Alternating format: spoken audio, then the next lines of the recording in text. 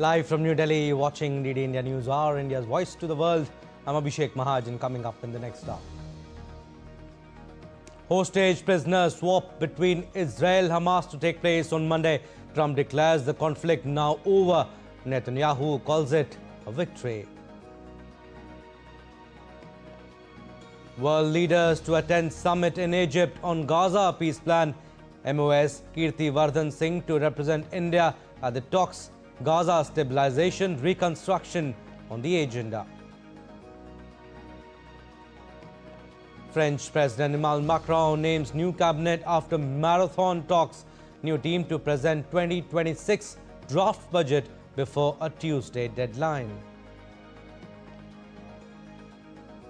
Canada Foreign Minister Anita Anand visiting India with trade, security and Indo-Pacific on the agenda to hold talks with Indian counterpart Dr. S. Jaishankar. And Earth's first catastrophic climate tipping point reached. World's tropical coral reefs cross a point of no return as oceans warm beyond a level most can survive.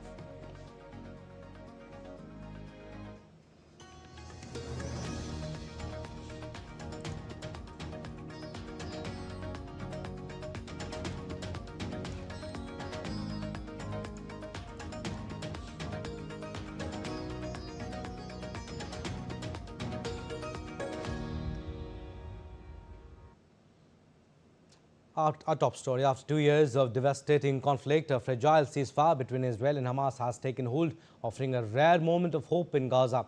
Under a US broker deal, both sides have begun the process for exchange of hostages and prisoners, while 8 convoys roll into the enclave for the first time in months. Israeli government has said that the release of hostages held in Gaza will begin early Monday morning. All 20 living hostages are expected to be released to the Red Cross together in one go. Here's more.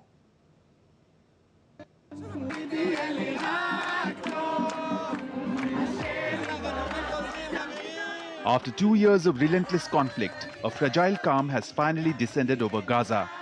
The guns have fallen silent, and for the first time in months, hope flickers across a conflict-torn landscape. The release of our hostages will begin early Monday morning. We are expecting all 20 of our living hostages to be released together at one time to the Red Cross. Israel is ready. If a living hostage requires any urgent medical attention, they will be brought to a medical facility immediately. We are also ready and prepared to receive the bodies of our 28 hostages who have the living hostages after the living hostages are released.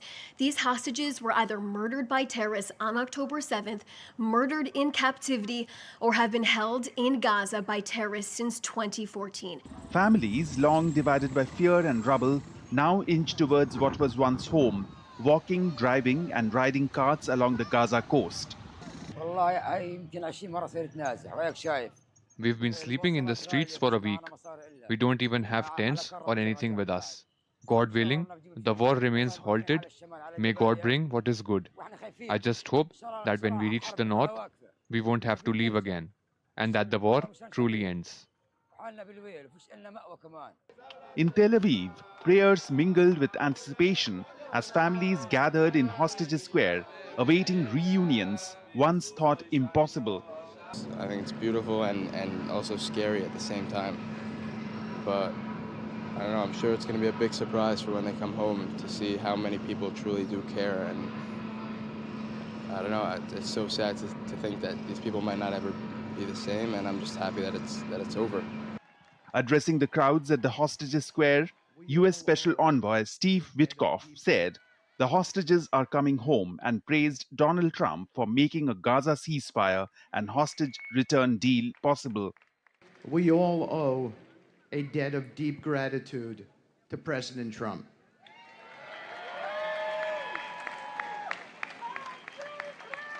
In the worst of times, he refused to accept the idea that peace in the Mideast was out of reach.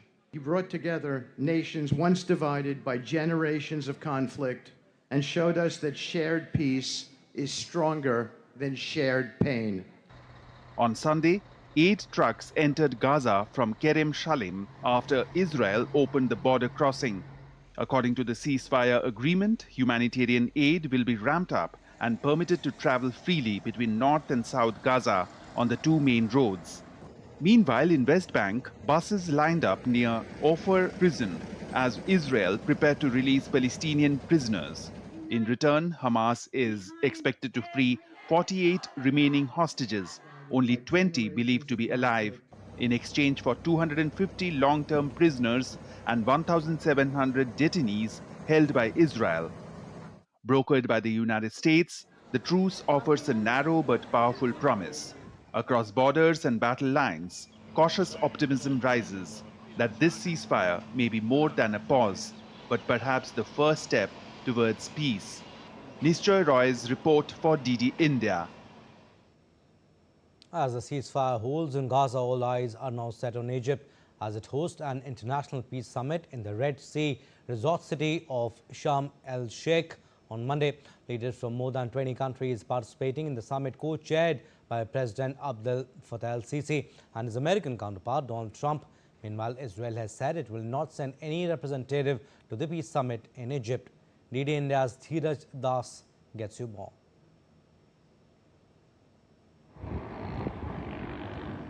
Egypt will host an international summit on Monday in the Red Sea resort city of Sharm el-Sheikh, aimed at finalizing a peace agreement to end the Gaza conflict.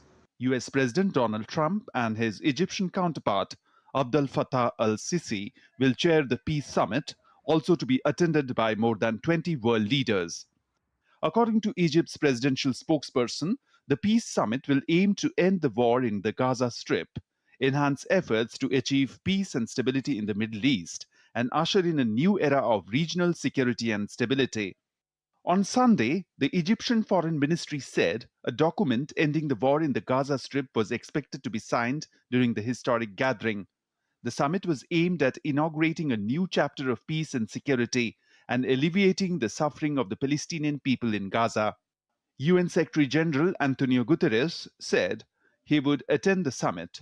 British Prime Minister Keir Starmer, his Italian counterpart Giorgia Meloni, and Pedro Sanchez of Spain would also be present at the peace summit.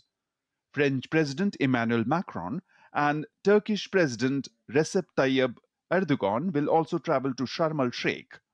Jordan's King Abdullah II is also expected to attend the summit.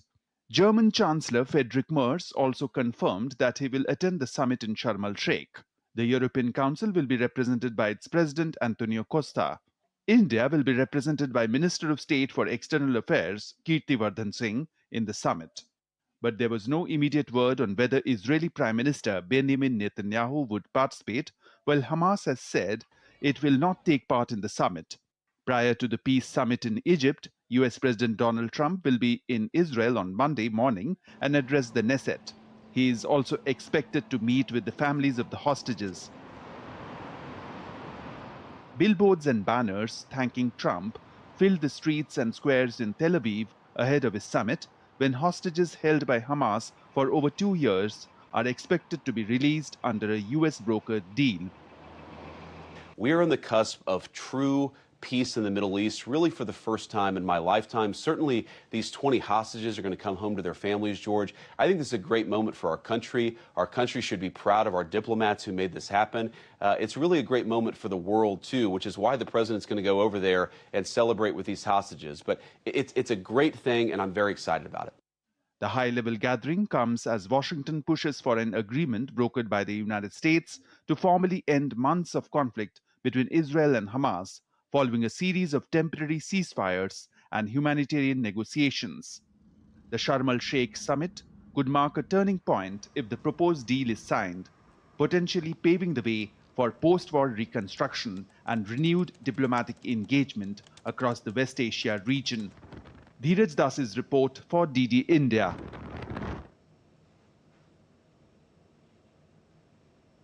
And US President Donald Trump embarked on a high-stake peace trip to Israel and Egypt, declaring the war is over in Gaza. The war is over. The war is over, okay? Do you understand that? Everybody wants to be a part of it. I've had calls from all of the leaders of countries, they all want to be a part. I mean, the leaders themselves, they're not going to send somebody. They want to be a part of it. And speaking in a televised address on Sunday evening, Israeli Prime Minister Benjamin Netanyahu said he hoped the captive's release would be a moment of unity for the country despite controversy over his handling of the conflict. אזרחי ישראל, אחיי ואחיותיי, זהו ערב. This is an emotional evening, an evening of tears, an evening of joy, because tomorrow our children will return to our borders. Tomorrow is the beginning of a new path, a path of rebuilding, a path of healing, and I hope a path of united hearts. We achieved tremendous victories, victories that amaze the whole world, and I want to tell you, wherever we fought, we won. But at the same time, I must tell you, the fight is not over. Very large security challenges still lie before us. ואני מקווה שגם בתקופה שבפתח, יש לנו את כל הסיבות לשים אותן בצד. All right, DD India Shubhendu Ghosh has been tracking this story. He is joining us on the phone line. Hi, Shubhendu. A fragile calm has finally descended over Gaza.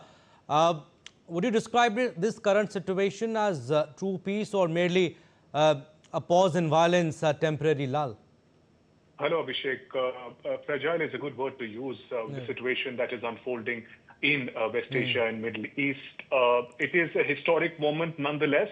It is the first real attempt, a seemingly successful attempt at achieving ceasefire. And ceasefire is different from long-term peace. It's been over 2 years of brutal fighting. Last 7th of October, the conflict completed 2 years. So this is a historic moment. A lot of prisoners, a lot of hostages will get to go home.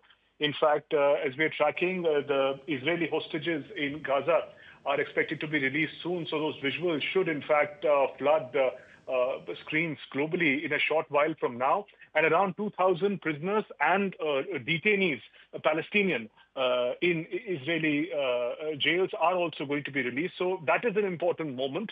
The ceasefire also appears to be holding at the moment, Abhishek. But just referring to the use of word fragile that you made and why it is important is that although one must see the optimism in the present moment, it is only the first phase of President Donald Trump proposed a detailed 20-point agenda. The bigger picture of long-term peace, of the deep divide that runs and the trust deficit that runs between Israel and Palestinians, the resolution of that conflict still doesn't appear the roadmap doesn't appear very clear. There is no clear timeline of disarmament of Hamas or Israeli withdrawal from Gaza. What will the future? The last point of the 20-point agenda that Trump presented calls for a state, a Palestinian state that is gaining momentum in recent days. But there's no clear path, no timeline.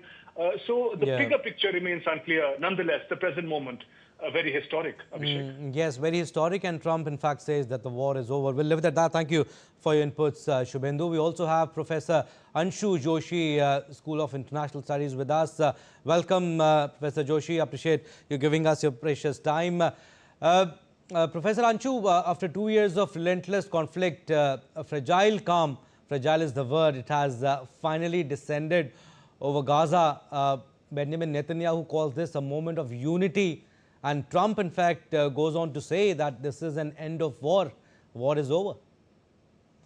Abhishek, though it is good to see that at least we can see a pause in the war at this moment, as the first phase of this historic entire peace agreement between Hamas and Israel is on, and people have started returning to their homes in and around Gaza and in Palestine, of course. And now Israel is all set to release almost, I think, 2,000 plus prisoners, and Hamas is also set to free Israeli prisoners that it has, and some of them are already dead. However, the larger picture would be clear in next couple of days, as in this first phase, Abhishek, of this entire peace agreement of having 20 points is all focused on humanitarian angle and humanitarian aid and support for the people. In the second phase, it would be interesting to see whether the Arab countries that have fueled proxies like Hamas so far, will they be ready, like countries like Iran, will they be ready to ask Hamas to diffuse itself, to leave Gaza and Palestine, and to become politically inactive in Palestine? Because it is one of the key points of this 20 points agenda that Trump has presented. Yes. And it also seeks complete disarmament from both the sides, including Israeli army. So whether Israel would also agree to this or not also remains a critical question. The third critical question is, like, even if proxies like Hamas come to an end, but there are speculations that in future, with some other name, the same people, same faces, might make another proxy group like Hamas. So at the moment, at least this entire situation is seen from a positive angle, as in it opens a window of opportunity to pause the war. So the war has paused, but let's see how and when it comes to an end. That remains the question. It is a historic step, but again, like you said, next 24 to 48 hours will be very crucial. But Professor Joshi, what are the main challenges to maintaining this fragile peace on both sides, Gaza and Israel? First and foremost, Abhishek, I do see a lack of trust between the two parties. That is the most significant challenge that both Israel and Palestine have to deal with. Secondly, we do see a big involvement of other Arab countries into, as in I just mentioned, into fueling proxies, not only like Hamas, but also Hezbollah, Houthis, and there are many proxy groups in this area that are active. So even by ending the war, it does not guarantee peace and security of West Asian region. Third challenge comes from this acknowledgement of Palestine's point of view, as in there Israel seems to be stuck. And countries like India have time and again stated that only by acknowledging Palestine and by coming up with a two-state solution in the area, peace can prevail. But that looks like a challenge. The fourth important challenge is related to complete disarmament from both the sides, Abhishek, particularly in Gaza region, because Hamas would also not like to leave the region, as well as Israel will also will not like to leave the posts or the areas that it has already won. And last but not the least, as I already stated, even by making Hamas politically inactive from Palestine, which is a critical point of this entire agreement, and I don't know whether Hamas would agree to it or not. There seems to be a division within Hamas at this moment. Even if Hamas agrees to deactivate from Palestine, as in it will not take part in future elections or it will not do anything related to governance in Palestine, there are no guarantees that countries like Iran will not prepare or promote or nurture another proxy group like Hamas in future. So by and large, at this moment, we do see a ray of hope, but there are critical challenges associated to make this entire agreement a successful one, and it would need time and patience, Abhishek. So it would be interesting to see that how situation unfolds in, say, next a week of time. Absolutely, and these are the visuals that we are showing you. The hostages, Hamas has also published names of Israeli hostages to be released. We just showed you the names of the hostages, and these are the live visuals we are getting you. But again, Professor Joshi, what do you think happens next on the ground? Does the Israeli military pull back entirely or maintain a presence along Gaza's borders? Abhishek, whatever news are coming at the moment, the leaders are getting ready in for this Gaza summit, and our Prime Minister was also invited by Egypt. However, our MOS External Affairs would be participating in this entire summit. The first phase is starting from today, and there would be an exchange of prisoners, and we all are hoping that people should reach their homes all safe. And there are some dead prisoners also that are under the capture of Hamas at the moment, so they will also be returned to Israel.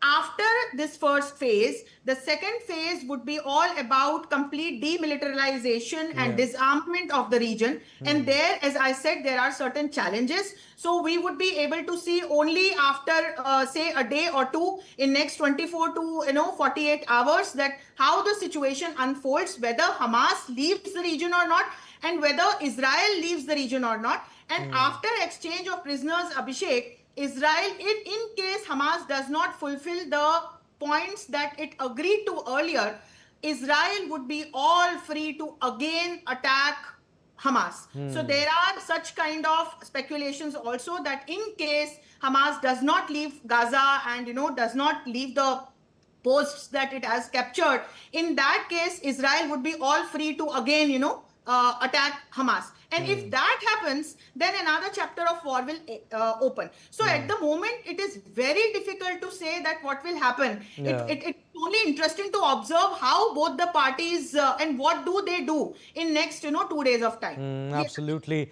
It's a historic step, like you said. But yes, next few days, next 24 to 48 hours would be very crucial. But again, you spoke about the upcoming peace summit, Professor Joshi. Given the fragile nature of the ceasefire, if you may call it, and Israel's decision not to attend the upcoming peace summit in Egypt, what do you think are the implications for the broader peace process in the region, as most of the world leaders are attending? Yes, most of the world leaders are attending this summit, Abhishek. It's a very crucial one wherein all the points related to the whole peace agreement that is supposed to be signed by both Israel and Hamas would be discussed. And there are critical points related with not only associated with exchange of prisoners, but the future political process of Palestine as well. And there Israel has a question mark. Israel so far is not agreeing to this particular term to acknowledge Palestine as a sovereign country. And that is where countries like India have time and again stated that Israel also will have to understand, on one hand, when countries like India support Hamas-free Palestine, on the other hand, it is expected from Israel also to understand that the land also belongs to Palestine and Palestinians. And that's where Israel also will have to accommodate, acknowledge and support Palestine as a sovereign country. But so far, there seems to be like a situation of, I would say, flux, and there are apprehensions. There is a situation of mistrust between the parties. And that is why, though most of the global leaders are going to, attend this particular summit, but there are still unresolved questions to be answered. And Trump would be there, and Trump is like, what should I say? Trump is like claiming to be the champion of this entire peace process. And he is like time and again, he's making the statements that he is bringing this war to an end, which is good, that war should end by like whatsoever means. However, how these points are agreed between the parties still remains the questions. And in case one of these critical points, if not agreed by one of the parties, in that case, the whole peace process will stuck. So let's see that how the situation unfolds, Abhishek. Absolutely. There are unresolved questions need to be answered. There are a lot of apprehensions also. But Professor Joshi, what do you think? What role have regional players like Egypt, Qatar or Turkey played in facilitating this pause in violence? It was commendable to see in past few weeks how Turkey, Egypt, Qatar have played a role in providing their, land for mediating or having discussions to end this war to an end, or at least to announce truce in this war. And that's where this, in this context, this Gaza summit is also very important. And Egypt has extended its invite to the global leaders to attend this summit to discuss all the critical points related to peace agreement that is going to be signed between both Israel and Hamas. And as regional players, Abhishek, it's not only like from like in the whole mediation process, we also have to understand that this conflict is not new, or this conflict has not emerged or cropped up in a day or two. It's like kind of a conflictual situation that West Asian region has observed for many, many years, Abhishek, and there are multiple angles and reasons involved for the same. And there, when we look at different regional players, they have their own national interests to secure. And that's where I do see a very complex situation in the region. For example, we do see Iran playing a role of promoting proxies like Houthis, or for that matter, Hezbollah, or for that matter, Hamas, and we have also seen a direct conflict between United States of America and Iran here.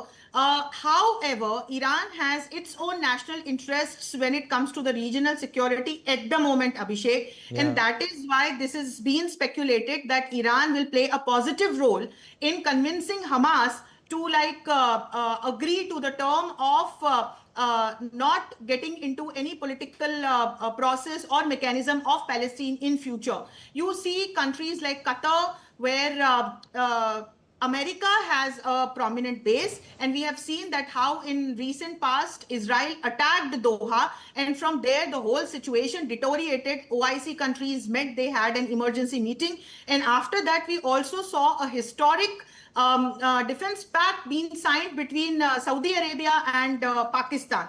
So all in all, we can see that at the moment, all these countries have their own value and their own role to play. However, we also have to look at them with, a cautious point of view, as in what kind of role would they play in future in context of promoting peace and security, as in most of these nations at the moment are involved in promoting different terrorist organizations, including Hamas. All right, so we are showing you, these are the live visuals that we were showing you.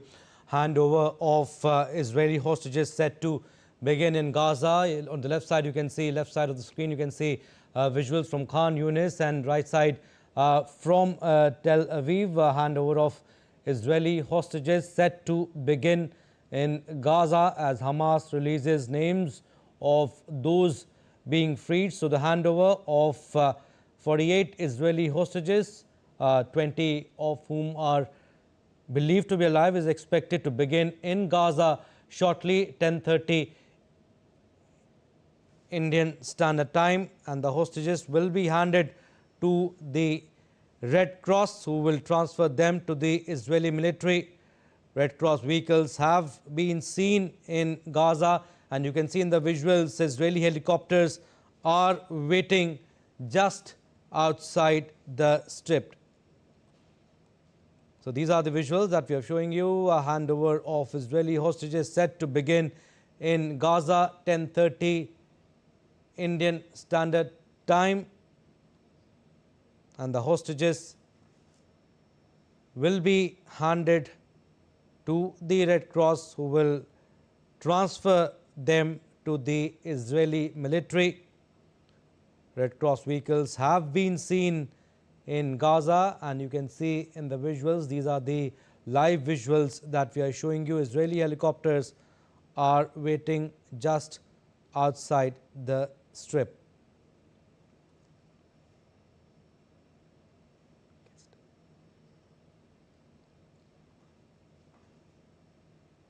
All right, so these are the visuals that we are showing you. Hostage prisoner swap between Israel, Hamas to take place. There's few minutes to go. The process will start. And like we said, Donald Trump, US President, has declared the conflict that this is now over. Israeli President Benjamin Netanyahu calls it a victory, quote unquote.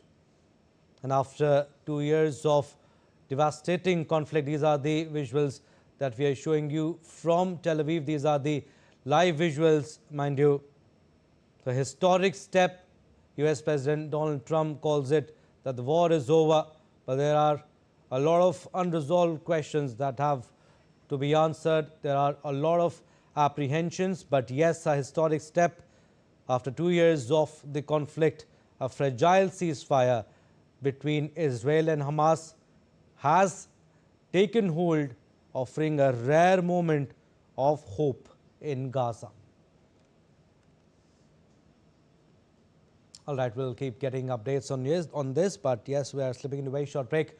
On the other side, more stories. Keep watching DD India News Hour.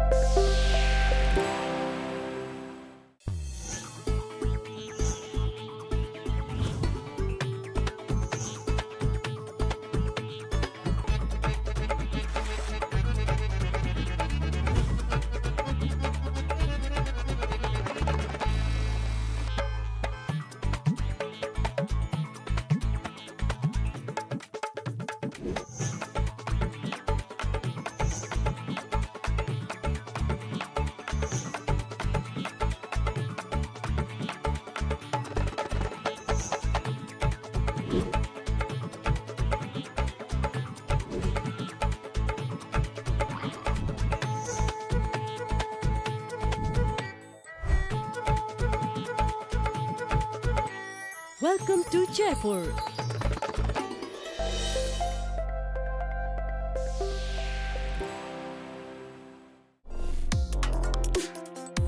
Complex issues, hidden agendas, twists and turns, strategic games.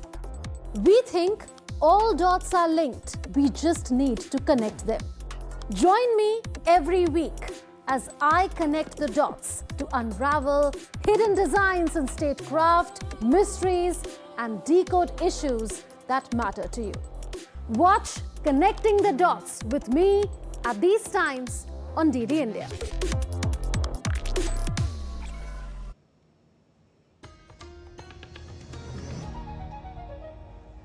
Welcome back. You're watching DD India News Hour. I'm Abhishek Mahajan. Top stories we are tracking at this hour. Hostage prisoner swap between Israel-Hamas to take place on Monday. Trump declares the conflict now over. Netanyahu calls it a victory. World leaders to attend summit in Egypt on Gaza peace plan. MOS Kirti Singh to represent India at the talks. Gaza stabilization, reconstruction on agenda. French President Emmanuel Macron names new cabinet after marathon talks. New team to present 2026 draft budget before a Tuesday deadline.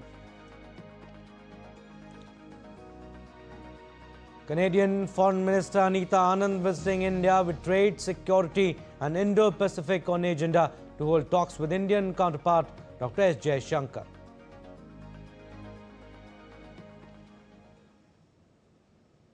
Canadian Foreign Minister Anita Anand is on a two-day visit to India aimed at strengthening bilateral ties. She will meet with her Indian counterpart Dr. S. Jaishankar today. The discussions are expected to focus on setting up a framework for bilateral strategic cooperation in areas of trade, energy and security, transition and security.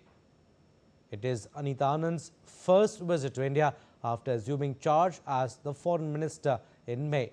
She will also meet Commerce Minister Piyush Goyal to discuss ways to boost two-way trade ties. This visit is expected to help build on the positive momentum in India-Canada relations by revitalizing bilateral mechanisms, deepening economic cooperation and further strengthening the enduring people-to-people ties that anchor the partnership.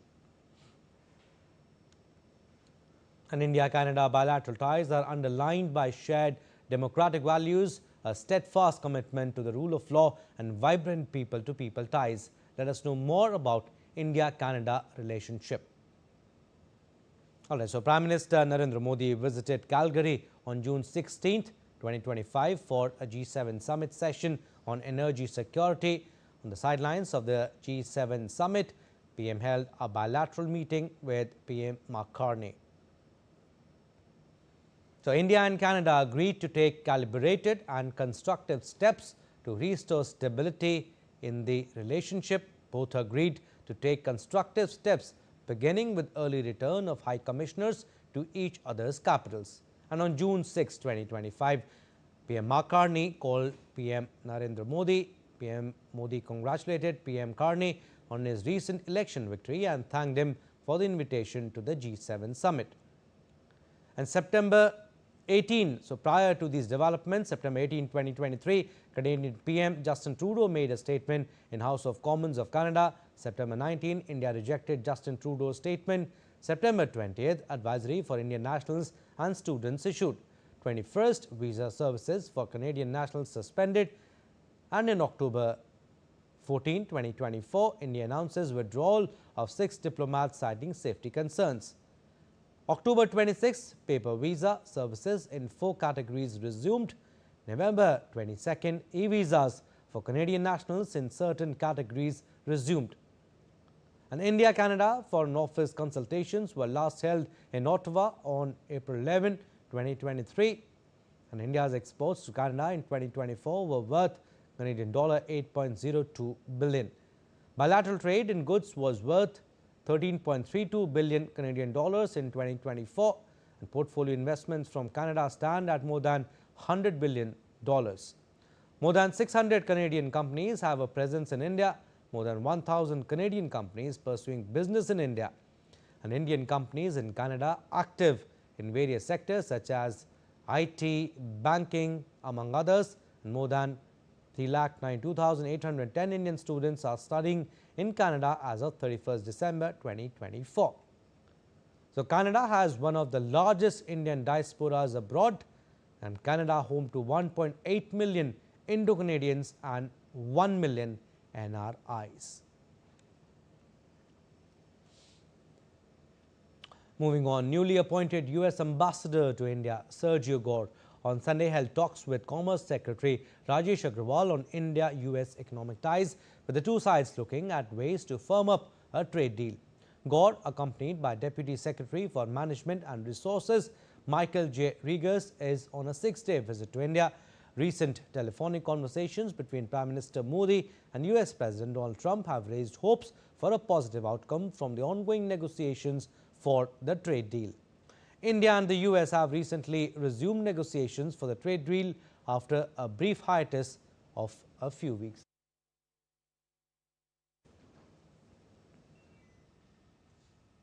Shifting focus now, President of Mongolia, Kurel Sukuna, will begin his 4-day state visit to India from today.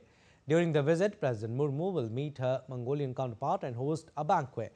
In his honor, President Kurel Sukuna will hold talks with Prime Minister Narendra Modi and review the entire gamut of bilateral relations.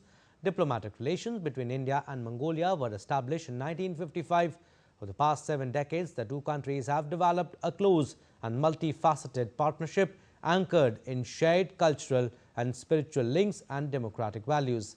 This is President's first visit to India in his capacity as head of state of Mongolia.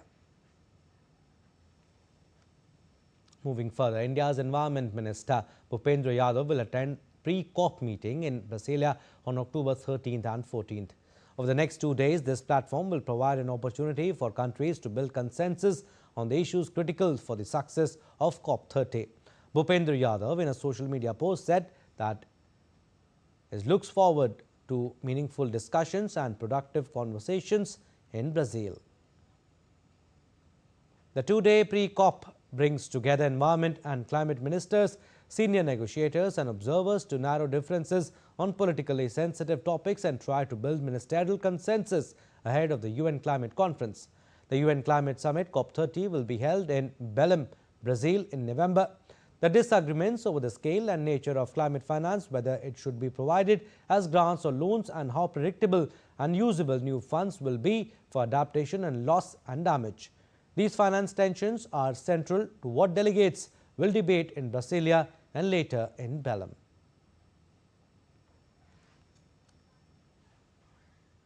A high-level Indian delegation is in Russia with sacred relics of Lord Buddha for exposition.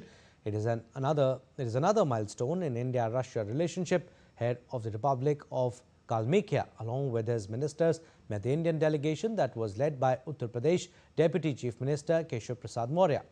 Indian delegation also included Indian Ambassador to Russia Vinay Kumar, Director General of International Buddhist Confederation Abhijit Haldar. In the meeting, both sides agreed to strengthen bilateral relations, people-to-people connect and open new areas of cooperation.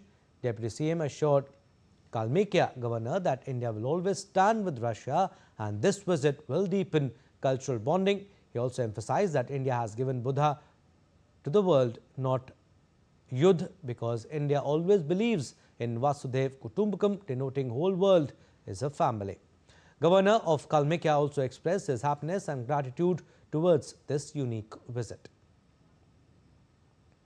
Prasad Maurya also visited Buddhist Park in Elista and assured the governor of Kalmykia that India will provide a Buddha statue and contribute providing its construction material. Kalmykia, the westernmost center of Buddhism and home to Europe's only Buddhist majority population, is positioning itself as a unique destination for cultural and spiritual tourism. The initiative aims to promote deeper awareness of Indian culture among Russians while also fostering educational and cultural tourism between the two nations.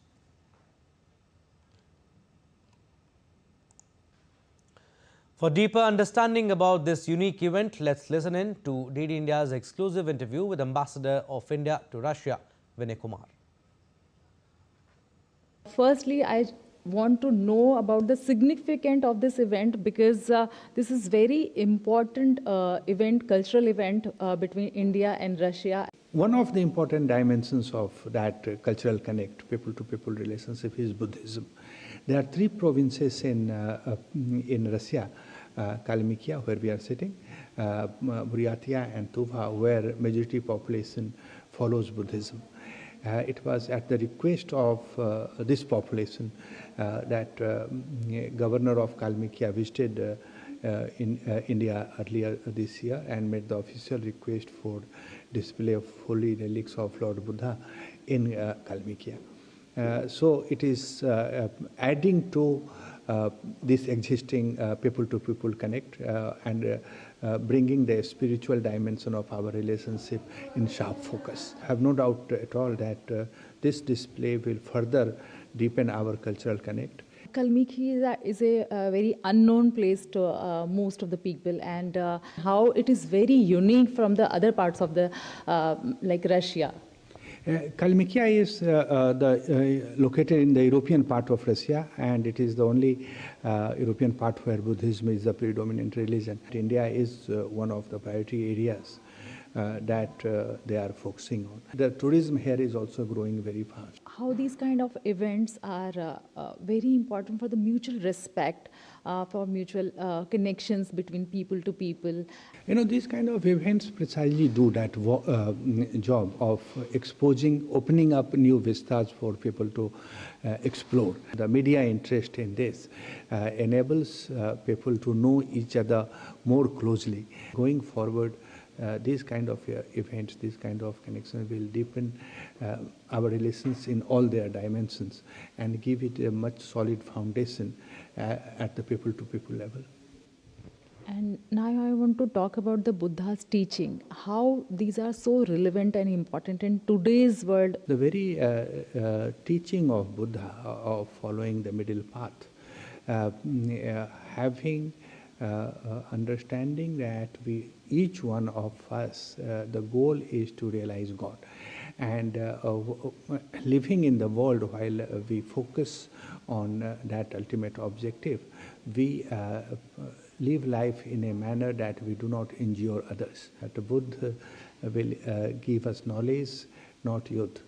And if humanity has to prosper together, in practice implement Vasudhaiva Kutumbakam, that the whole earth is one family, then teachings of Buddha become very, very important. We have seen a lot of emotions in the spiritual environment here, and believe me, when you are searching for the Kalmykia, you will be wrong if you are thinking that this is not that kind of great place. It is a very nice place, it is a very great place. If we are having any opportunity, we must visit this place. And government's scheme to provide multimodal connectivity infrastructure to various economic zones, PM Gati Shakti National Master Plan completed 4 years today.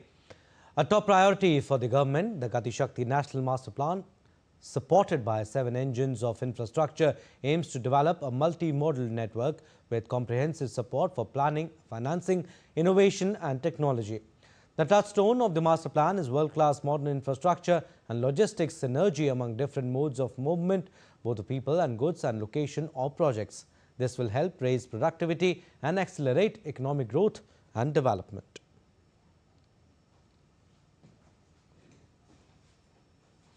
All right, we are slipping into another short break. On the other side, more stories. Keep watching DD India News Hour.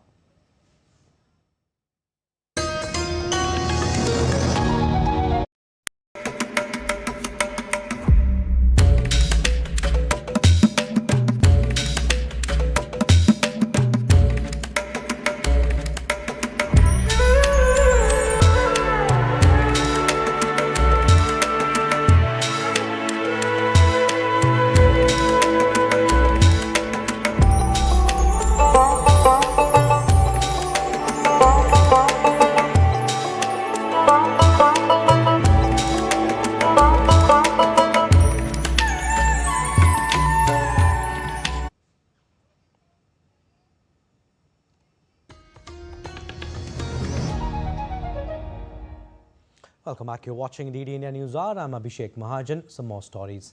The Australian government said on Monday it would revise its proposal to hike taxes on the retirement savings of its wealthiest workers, including backing down on plans to tax unrealized gains, seeking to win support for the contentious legislation. The original plan, announced in 2023, proposed a doubling taxes from 15% to 30% on pension balances above $1.96 million. Amid concerns tax concessions in the country's pension system were deepening inequality. The plan would impact around 0.5% of the population, or about 80,000 people at present, but it was opposed by investors and industry groups who raised concerns that more people would be affected over time.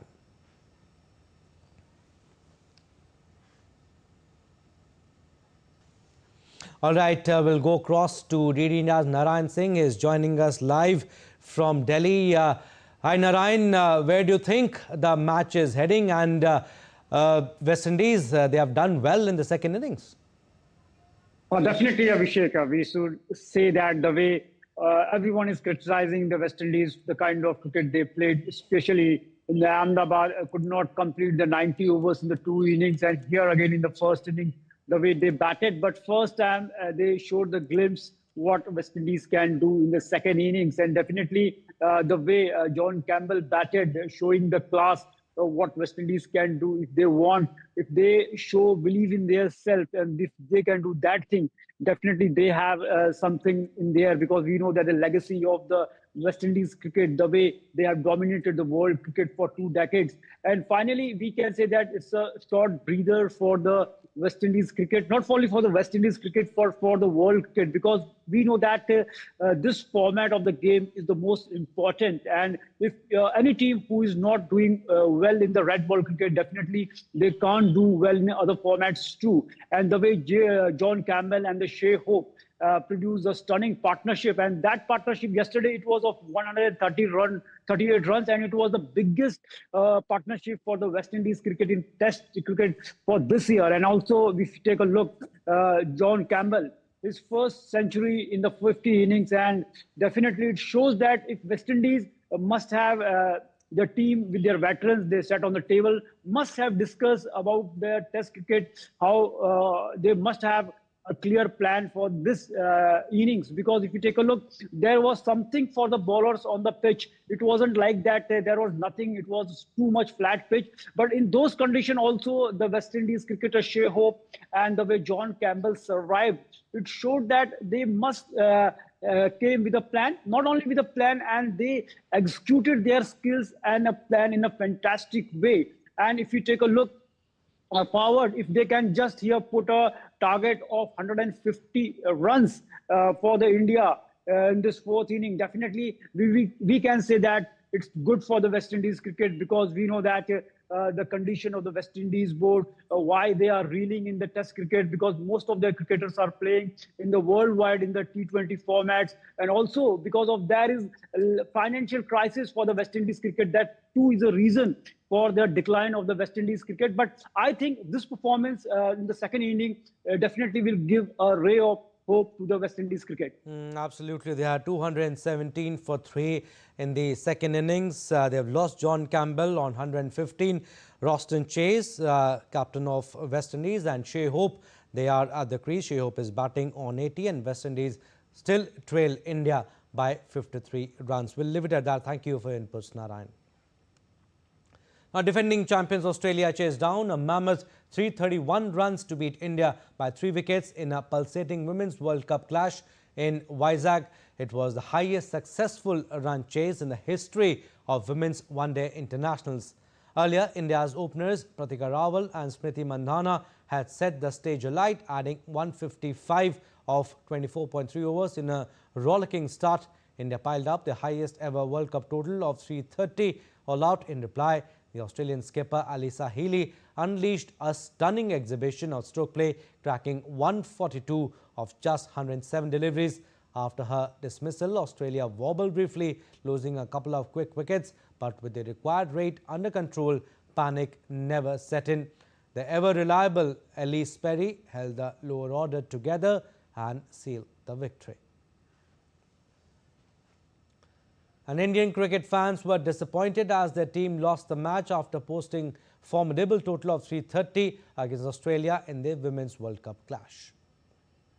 We have come from Chennai to watch a match and we couldn't even save 330 runs. Feeling very bad.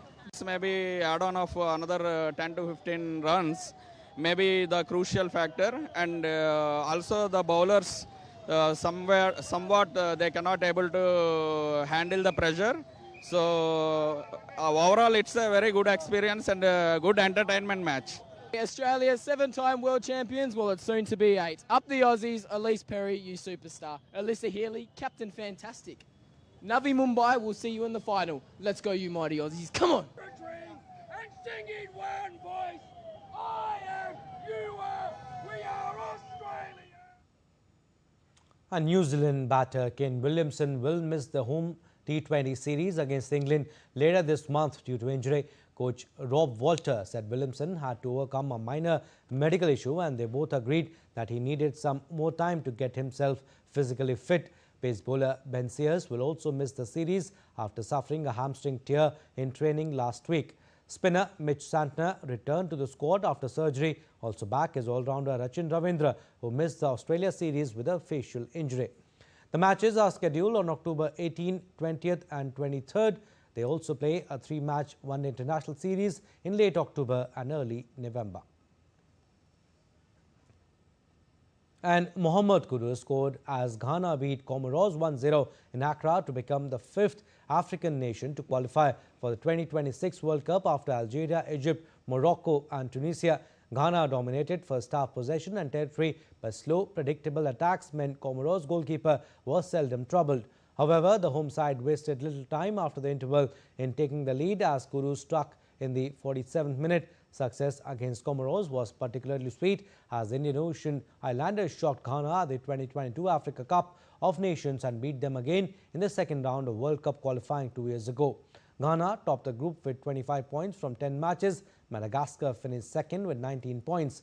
It will be the 5th appearance by the Black Stars in the global showpiece. The best performance was in 2010 in South Africa, where they lost to Uruguay after a quarterfinals penalty shootout. And Manuel Alvarez, Spain's oldest active chess player, celebrated his 104th birthday on Sunday with a special chess tournament in Madrid's neighborhood, drawing over 160 participants to honor his enduring legacy in the game. The retired engineer, who began playing chess competitively at age 22, has remained active in the sport for over 8 decades. Known affectionately as Don Manuel, Alvarez has earned widespread admiration in Spain's chess community for his dedication and longevity. The tournament served as both a celebration of Alvarez's milestone birthday and a tribute to his contributions to chess. And flamingos have arrived early at Rajasthan's Sambhal Lake, drawn by improved habitat and abundant food. The lake's ecological health is clearly on the rise. As these migratory birds settle in, nature reminds us of its resilience.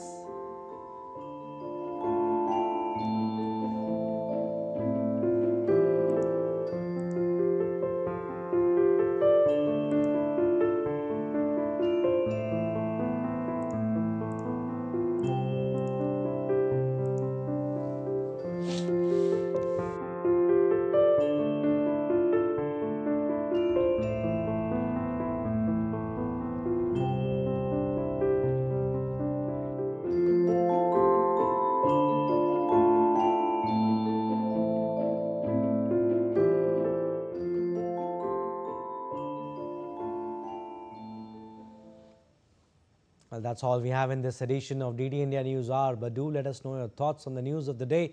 For those on the go, you can get all the latest news and updates from India and across the world on DD India mobile app. The app is available on both Android and iOS platforms. Scan the QR code on the screen to download now. And we'll be back with more news as it breaks here on DD India. I'm Abhishek Mahajan from all of us here in Delhi. Thanks for watching DD India News Hour.